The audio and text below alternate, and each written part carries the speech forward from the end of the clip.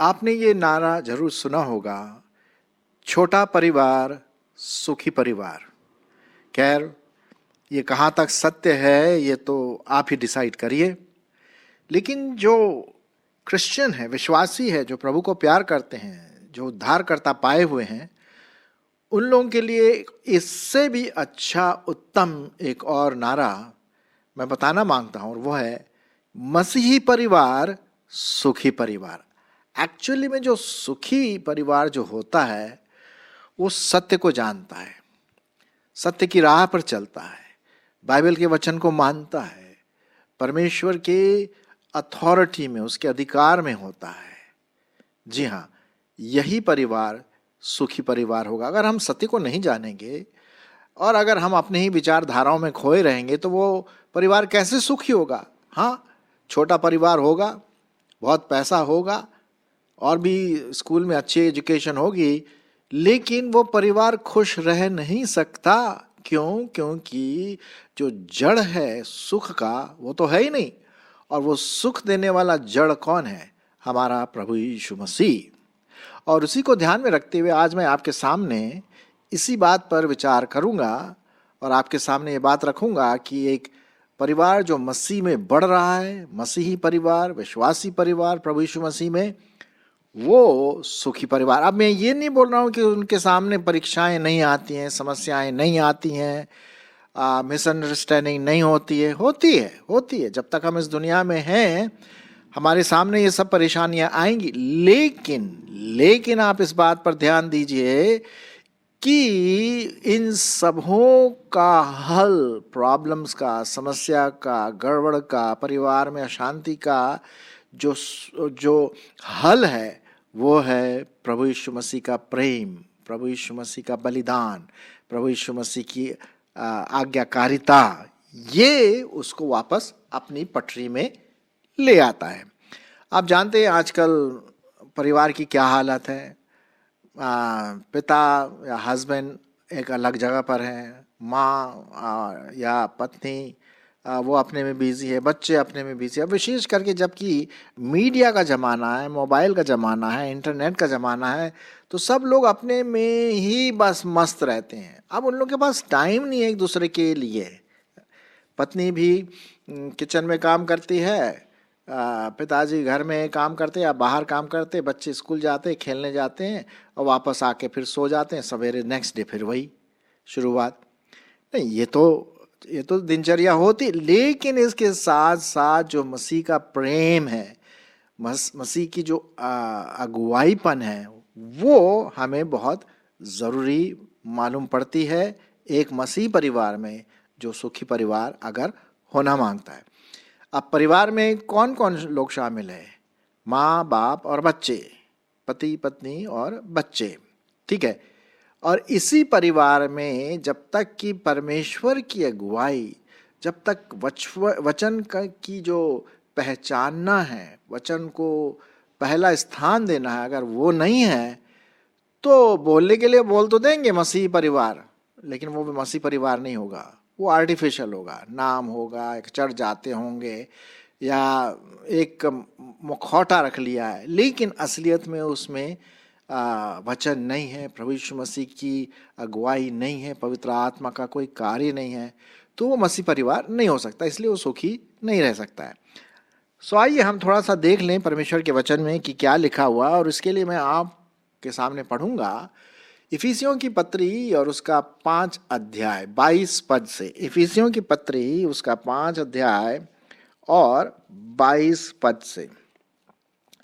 हे पत्नियों, अपने अपने पति के ऐसे अधीन रहो जैसे मसीह के, क्योंकि पति तो पत्नी का सिर है, जैसे कि मसीह कलीसिया का सिर है, और आप ही देह का उद्धार करता है। पर जैसे कलीसिया मसीह के अधीन है, वैसे ही पत्नियां भी हर बात में अपने अपने पति के अधीन रहें। हे पतियों, अपनी अपनी पत्नी से प्रेम रखो, जैसा मसीह ने भी कलीसिया से प्रेम करके अपने आप को उसके लिए दे दिया, कि उसको वचन के द्वारा जल के स्नान से शुद्ध करके पवित्र बनाए, और उसे एक ऐसी तेजस्वी कलीसिया बनाकर अपने पास खड़ी करे, जिसमें न कलंक, न झुर्री, ना कोई ऐसी वस्तु हो वरन पवित्र और निर्दोष हो। इसी प्रकार उचित है कि पति अपनी अपनी पत्नी से अपनी देह के समान प्रेम रखे।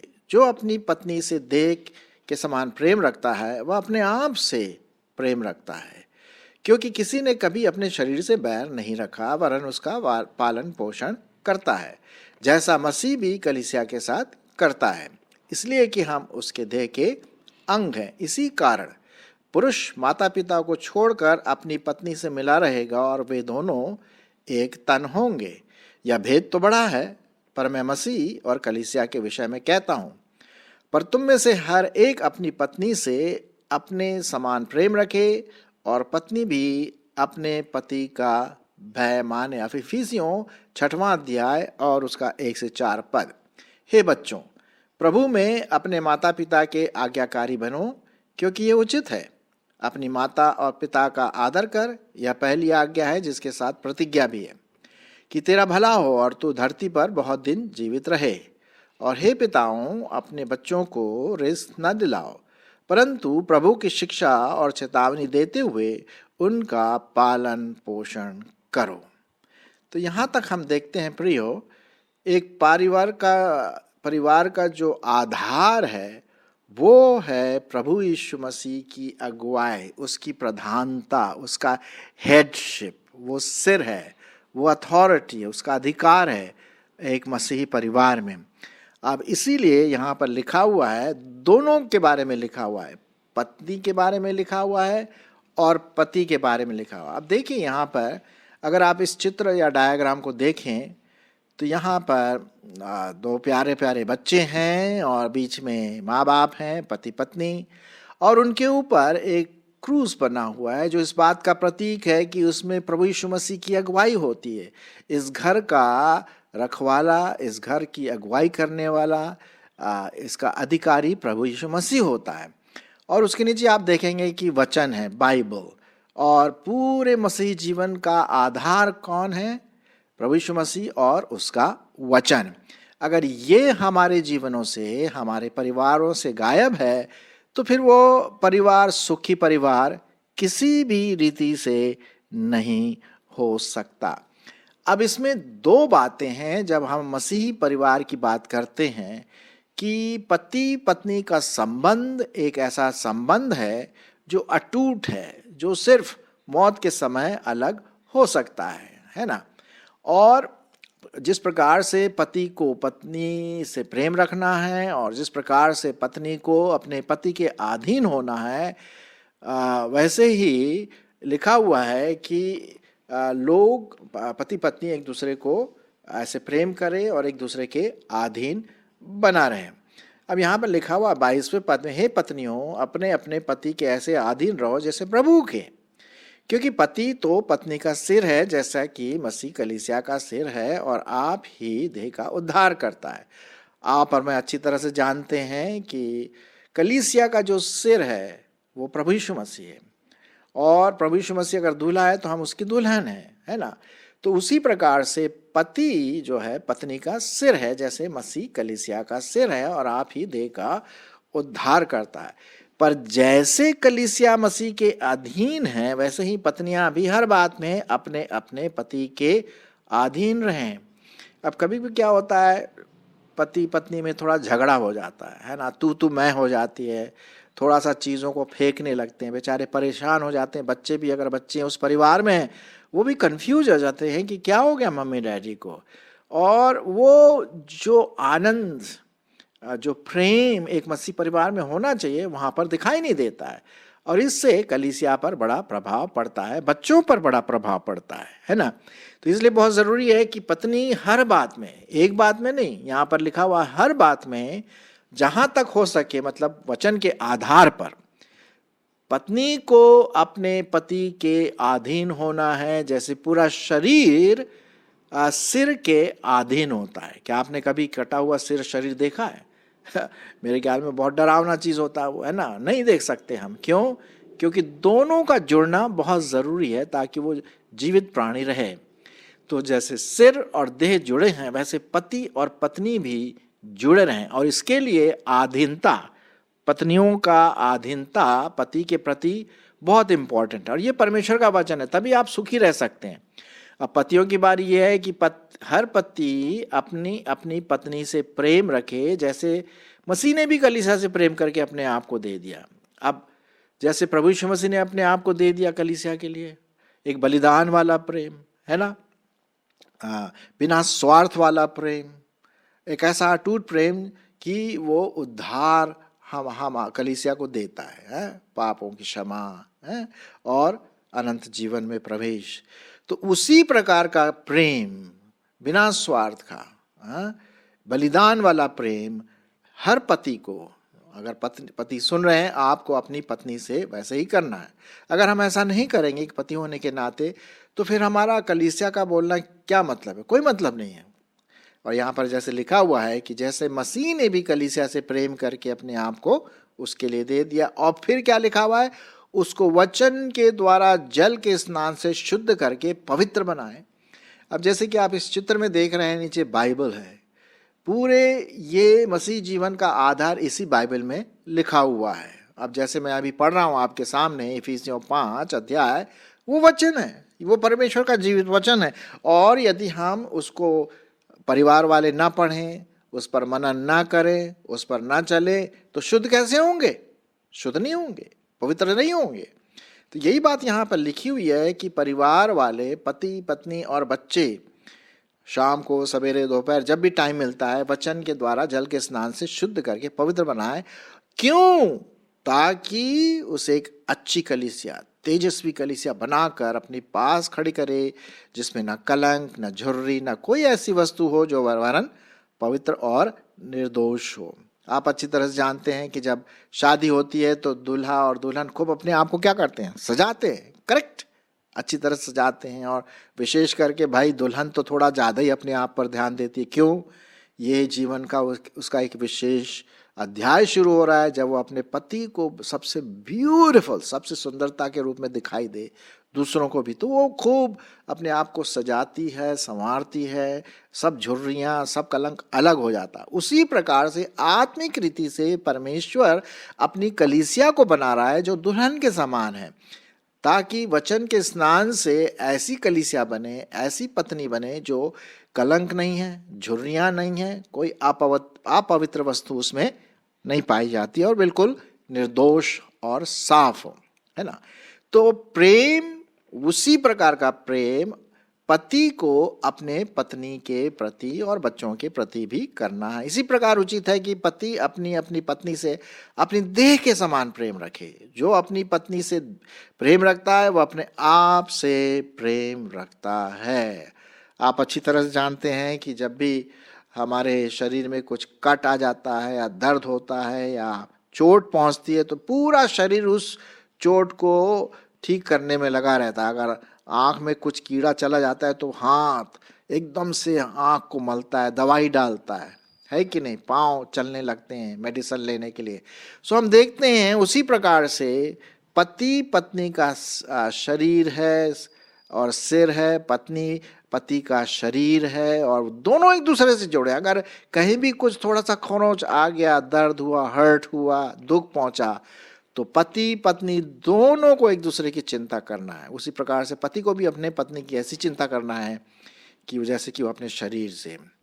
तो ये बहुत ज़रूरी यहाँ पर कि पति पत्नी दोनों एक दूसरे से प्रेम रखें और एक दूसरे के अधीन भी रहें। लेकिन यहाँ लिखा हुआ ये भेद तो बड़ा है, 32 में लिखा है ये भेद तो बड़ा है, पर मैं मसीह और कलीसिया के विषय में कहता हूँ। अब उसी प्रकार से लिखा हुआ है 33 पद में, पर तुम में से हर एक अपनी पत्नी से अपने समान प्रेम करे और पत्नी भी अपने पति का भय माने, उसके अधीन में रहे आदर के साथ। अब आइए बच्चों के बारे में भी हम पढ़ लेते हैं। बच्चे जो हैं, अगर आप लोग सुन रहे हैं या पति पत्नी बता सकते हैं, माँ बाप बता सकते हैं कि बच्चों का ये रिस्पॉन्सिबिलिटी है, ये जिम्मेदारी है कि वो माता पिता के आज्ञाकारी रहें। क्यों? इससे परमेश्वर उन बच्चों पर क्या करता है? आशीष देता है। मेरे प्यारे बच्चों, आपके माँ बाप काम करते हैं, आपकी देख रेख करते हैं, आपके कपड़े और सामान और स्टडीज़, एजुकेशन, हर चीज़ की, खाना पीना, ये वो, मतलब एंटरटेनमेंट, हर चीज़ का वो ध्यान रखते हैं। तो क्या ये आपकी जिम्मेदारी नहीं होती है कि आप अपने माँ बाप का आदर करें, उनकी आज्ञाओं को माने?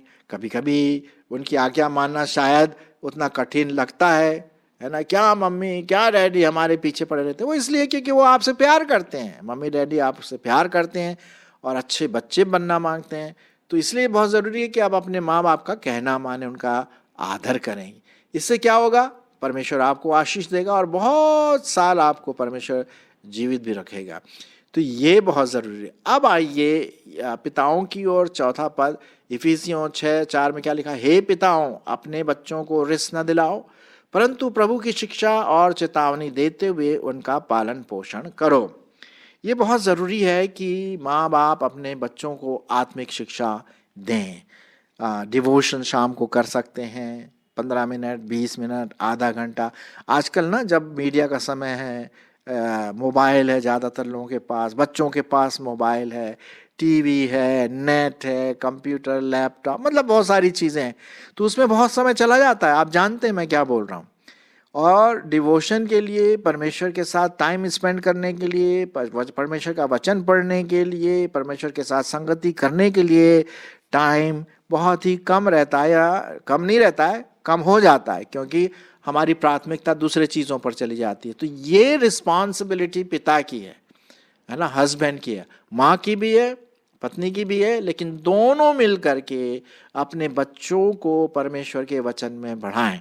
आप जानते हैं जब भी बच्चा पैदा होता है और आगे बढ़ता है 6-7 साल, तो हम बड़े वरी हो जाते हैं, भाई इसको कौन सी स्कूल में डालें, अच्छे से अच्छी शिक्षा मिल जाए, चाहे हमें खाना हमें कम मिले, लेकिन हम अपने बच्चों को पढ़ाना मांगते हैं, अच्छा एजुकेशन देना मांगते हैं। क्या यही बात आप अपने बच्चों को आत्मिक जीवन के लिए भी, आत्मिक एजुकेशन देने के लिए भी करते हैं? और ये आत्मिक एजुकेशन, आत्मिक ज्ञान दूसरे ज्ञानों से और बहुत महत्वपूर्ण है, क्योंकि अनंत जीवन के बारे में है। तो माँ बाप प्लीज़ अपना टाइम निकालिए बच्चों के लिए। अपने ऑफिस या घर के कामों में इतना बिजी ना हो जाए कि बच्चों को भूल जाए। बाद में क्या होगा? बच्चे बड़े हो जाएंगे और फिर वो दुनिया वालों की जो ज्ञान है, चतुराई और उल्टे सीधे काम में फंस जाएंगे, और मीडिया उनको और कहीं ले जाएगा, जो आजकल बहुत हो रहा है। तो मैं चाहता हूँ कि हमारे माँ बाप जो हैं वो परमेश्वर का वचन बड़े सादगी के साथ और बड़े विश्वास के साथ, अथॉरिटी के साथ, अधिकार के साथ अपने बच्चों को सिखाएं, बताएं, चिताएं, बेटा बेटी देखो, होशियार रहो, क्योंकि दिन क्या है? बुरे हैं। तो अपने घर में चारों तरफ बाइबल वर्स लगाएं, टंगाएं, ताकि बच्चे देखें, पढ़ें, पूछें। हम तो यही पढ़ते हैं व्यवस्था विवरण में 6-7 में क्या लिखा हुआ, मैं आपके लिए पढ़ देता हूँ। व्यवस्था विवरण उसका 6 अध्याय और 7वें पद में लिखा हुआ है। सुनिए, परमेश्वर का वचन बहुत सटीक और बहुत ही यूनिक है। लिखा हुआ, और तू इन्हें अपने बाल बच्चों को समझा कर सिखाया करना, और घर में बैठे मार्ग पर चलते लेटते उठते इनकी चर्चा किया करना। परमेश्वर का वचन इतना इम्पोर्टेंट है, वही सत्य है। क्योंकि स्कूल में क्या सिखाते हैं? आप उसके फ्रेंड्स क्या सिखाते होंगे? आजकल गाली गलौज, उल्टी सीधी बातें मोबाइल से आती हैं, वो सब बच्चे बहुत आसानी से सीखते हैं। आप अपने बच्चों पर ध्यान दीजिए। सिर्फ पैसा कमाना ही काफ़ी नहीं है, सिर्फ अच्छा खाना देना ही काफ़ी नहीं है, सिर्फ अच्छा कपड़े बच्चों को देना काफ़ी नहीं, वो तो ज़रूरी है, लेकिन उससे भी उत्तम, उससे भी महत्वपूर्ण ये है कि आप अपने बच्चों को आत्मिक शिक्षा दें, प्रभु के बारे में बताएं, आगे चल कर के प्रभु को ग्रहण करें। तभी ये एक मसीही परिवार कहा जाएगा, और तभी हम कह सकते हैं मसीही परिवार सुखी परिवार। मैं नहीं बोल रहा हूँ कि परफेक्ट परिवार होगा, सिद्ध परिवार होगा, मैं नहीं बोल रहा हूँ। जरूर है घर में कभी कन्फ्यूजन होता है, कला हो सकती है, मिसअंडरस्टैंडिंग हो सकती है, बच्चों के बीच में, माँ बाप के बीच में थोड़ा लड़ाई झगड़ा भी हो जाए, शायद ऐसा नहीं होना चाहिए। लेकिन इन सबों के पीछे रात तक, शाम तक आते आते एक दूसरे से माफ़ी मांगो और परमेश्वर से माफ़ी मांगो और फिर से वापस जुड़ जाओ। तभी हम बोल सकते हैं प्रभु आपकी अगुवाई करेगा। वचन पर ध्यान दीजिए, प्रभु यीशु मसीह के बलिदान पर ध्यान दीजिए, कलीसिया में रेगुलरली जाइए, प्रार्थना करते रहिए, वचन का मनन करते रहिए, आज्ञाकारी बने। देखिए कैसे आपका परिवार एक आदर्श वाला परिवार होगा दूसरे परिवारों के बीच में, चर्च में लोग आपको देखेंगे, है ना, और एक आदर्श बन जाएंगे आप। पति अपने पत्नी से प्रेम रखे, पत्नी अपने पति का भय माने और उसके अधीन में रहे, और पति पत्नी दोनों मिलकर अपने बच्चों को परमेश्वर में बढ़ाएं, डांटे भी। अगर छोटे बच्चे हैं तो शायद कभी कभी थोड़ी सी पिटाई भी कर सकते हैं, क्योंकि बाइबल में लिखा हुआ है जो अपने बच्चों को प्यार करता है उनको डांटता है और कभी छड़ी भी लगाता है, ये उसके भले के लिए। परमेश्वर हमें छड़ी लगाता है, परमेश्वर ने कई बार मुझे छड़ी लगाया है, थोड़ा सा दर्द होता है, लेकिन ये हमारे भले के लिए। सो आइए हम ये बात रखें कि जो परिवार मसीह में है, मसीह को प्यार करता है, वचन को प्यार करता है, पवित्र आत्मा की अगुवाई में है, त्रिएक परमेश्वर की अगुवाई में है, वो एक सुखी परिवार होगा और वो एक आदर्श वाला परिवार होगा अपने चर्च में और अपने समाज में।